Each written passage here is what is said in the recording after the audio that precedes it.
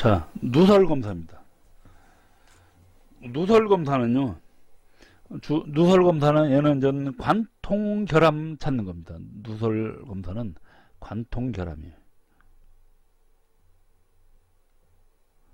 관통 결함 검출이거든요. 즉 뭐냐면은 이제 예를 들어서 이런 가스통이 있다 그래요. 가스통이 있는데 가스통이 어디가 예를 들어서 그냥 놔두는데 압력이 저절로 빠졌다 그래. 그러면 어딘가는 몰라도 결함이 있다는 얘기죠. 결함이 있어서 여 안에 있는 가스가 이렇게 샜다는 얘기잖아요. 이제 이런 거 하는 것이 이제 누설 검사죠.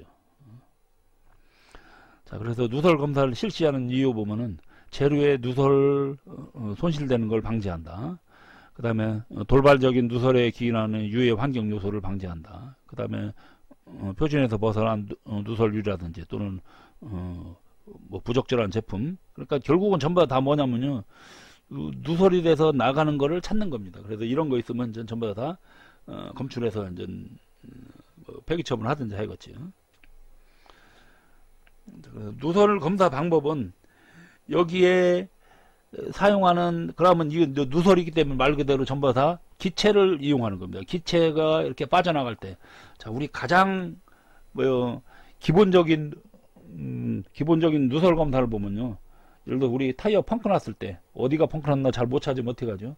타이어를 물에다 담궈 버리죠. 물에다 담궈 놓으면 타이어에서 펑크 난 데 거기서 이렇게 타이어가 있다 그러면 펑크 난 데서 뽀글뽀글뽀글뽀글하고 공기가 올라오죠. 이것도 일종의 이겁니다. 누설 검사입니다. 이제 그 원리예요. 그래서 가스하고 사용하는 가스하고 그 다음에 뭐 그거를 검출하는 거에 따라서 이제 여러 가지 방법이 있다는 얘기죠. 첫 번째 보면 가스와 기포 형성 시험법, 버블법이라 하거든요. 그래서 이거는 전 검사할 부분은 용액 중에 담그는 거죠. 그래서 아까 얘기했던 타이어를 물속에 담그는 거, 그거 형태죠. 그래서 가스가 지나가면서 거품을 일으키게 하는 거죠. 그래서 이건 이제 안에다가 압력을 가하면 압력에 의해서 이렇게 셀 때 여기에 물이 있으면 얘가 이제 거품이 일어나는 거죠. 그래서 압력을 받아 도망가는 전 바깥으로 탈출하는 가스를 탐지해서 결함부위를 검출하는 거다. 검사 사용하는 가스는 이제 일반적인 공기를 사용해야 됩니다. 사용해야 되고 또는 전 질소나 헬륨 가스를 사용할 수도 있다는 얘기죠. 그 다음에 할로겐 다이오드 검출기에 대한 검사법입니다. 스니퍼법이라고 하거든요. 이거는 이제 예를 들어서 뭐 헬륨 가스 같은 거나 또는 뭐 저 할로겐 가스 같은 거 이런 걸 넣고서는, 그러면 그걸 넣고 그냥 그 가스 검출기를 갖다 대는 겁니다. 가스 검출기. 우리 인전 뭐지요? 그 가스 우리 도시가스 검침원들이 보면은 뭐 요만하게 생긴 요렇게 생긴 뭐 검출기를 갖고 다닐 겁니다. 그러면 여기에 이제 그리고 파이프 지나갈 때 여기 갖다 대면 여기에 가스가 흐르나 안 흐르나 알 수 있는 거, 그런 거거든요. 근데 이런 것이 바로 그 검출기입니다. 그래서 이제 보통 스니퍼법이라고 하거든요. 그래서 가열 뭐 백급 양극과 이온 수집관, 그래서 여기서 그러면 요 양극과 음극 요 사이로 이제 가스가 만약 지나가면 그때 이제 그걸 검출하는 거거든요. 그래서 이런 할로겐 기체는 양극에서 이온화돼서 음극으로 수집되거든요. 그래서 음극에 수집될 때 그 양을 갖고 하는 겁니다.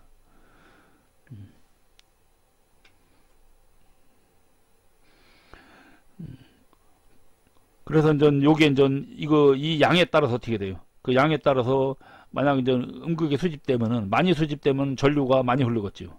그래서 그 전류가 바로 전류계에 나타납니다. 여기에 흐르는 전류가. 그래서 그거 갖고 이제 알 수 있는 거다라는 거죠.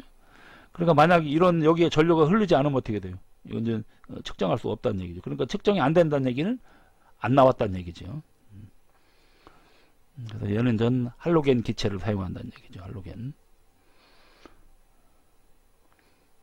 할로겐 조감은 대부분 그 불활성 계열 뭐 그런 액체 그런 쪽이었죠. 그 다음에 헬륨 질량 분석하는 법이 있습니다. 이거는 전 질량 분광기인데요.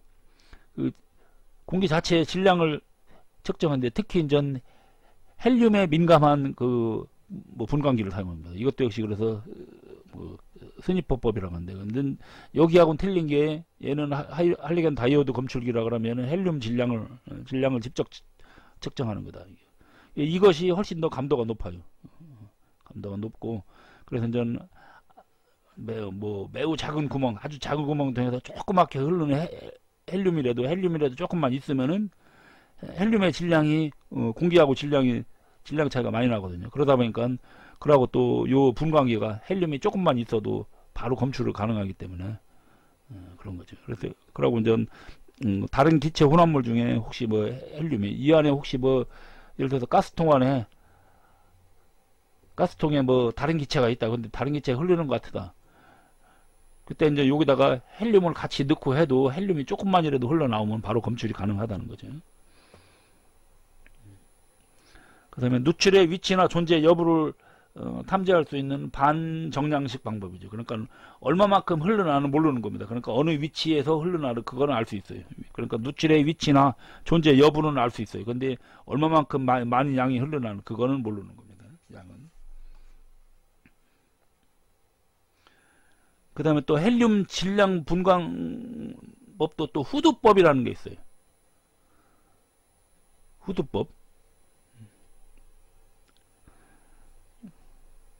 그래서 이제 요거하고 뭐 같은 형태인데요. 그래서 이제 스니법과 같이 미세한 헬륨에 민감하고 역시 또 휴대가 간편한 질량 분광기를 이용하는데 뭐 같은 형태입니다. 같은 형태인데 약간 하는 방법만 조금 틀립니다.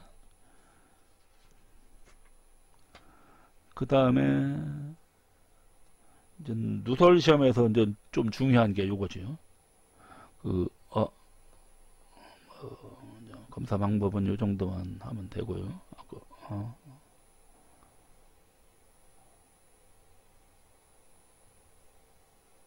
자, 누설 시험에서 기체 흐름 형태가 흐름 형태를 요런 문제가 이제 가끔 나오거든요. 뭐 교란 흐름이냐, 분자 흐름이냐, 전위 흐름이냐, 음양 흐름이냐, 측상 흐름이냐 이렇게 5가지 있습니다. 그래서 교란 흐름은 가스의 이제 예를 들어서 흐름 속도 갖고 하는 거죠. 가스의 흐름 속도가 증가하면은 그 흐름에 의해서 어떻게 됩니까? 이제 교란 현상이 일어나죠. 그래서 이거 교란 흐름은 이제 가스 속도가 클 때, 그래서 흐름으로 이제 가스 속도가 매우 높은 흐름 속도에서만 발생하는 것이 이제 교란 흐름이라는 거죠. 그 다음에 이제 분자 흐름이 있거든요. 분자 흐름하고 전위 흐름하고 조금 비교 설명했습니다. 전위 흐름 같은 경우는 기체의 평균 자유 행로, 그러니까 기체가 움직이는 거죠. 움직이는 것이 누설의 단면 치수하고 거의 같을 때, 그럴 때 발생하는 게 전위 흐름이고, 분자 흐름 같은 경우는 누설의 직경보다 얘가 클 때입니다. 얘가 클 때. 그럴 때 이제 분자 흐름이고, 그 다음에 이제 음양 흐름 같은 경우는 누설의 형태가 기하학적 형상이 이제 어떤 뭐 특정한 형상하고 압력이 발생했을 때, 이럴 때 하는 게 이제 음양 흐름이라는 거고, 측상 흐름은 전 기체가 평온하게 흐르는 겁니다. 편안하게 흐르는 거예요. 그래서 위에서부터 아래에서 천천히 내려가듯이 그냥 편안하게 흐르는 겁니다. 이거 같은 경우는 압력 차이에 따라서 결정되는 거죠. 그래서 압력 차의 제곱에 비례하는 거죠. 그래서 압력이 높은 쪽에서 낮은 쪽으로 자연스럽게 흘러가는 게 이제 측상 흐름이다. 거죠.